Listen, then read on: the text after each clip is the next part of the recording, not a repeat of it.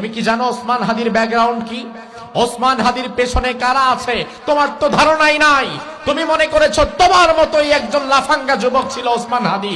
না, ওসমান হাদির বাবা একজন আলেম, মসজিদের ইমাম, মাদ্রাসার শিক্ষক।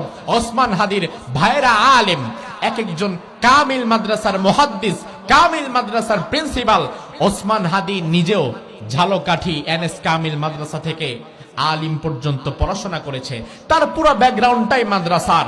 অবশেষে তার বাবা তাকে বলল যে আমার এতগুলো সন্তানের মধ্যে একজন ইউনিভার্সিটিতে পড়ুক, ঢাকা ভার্সিটিতে যাক, এটা আমি চাই, সমস্যা নাই। তুমি যেহেতু আমার ছোট সন্তান, তুমি যেতে পারো ঢাকায়, তুমি সেখানে পড়াশোনা করতে পারো, তবে তোমার প্রতি আমার আদেশ হচ্ছে জমিনে যতদিন বেঁচে থাকবা অন্যায়ের সাথে আপোষ করবা না, ইনসাফের পক্ষে থাকবা, হকের পক্ষে থাকবা। এই মর্মে যদি ওয়াদাবদ্ধ হতে পারো তাহলেই তুমি যেতে পারবা। মৃত্যু পর্যন্ত ওসমান হাদি তার বাবার দেওয়া কথা ঠিক রেখেছেন।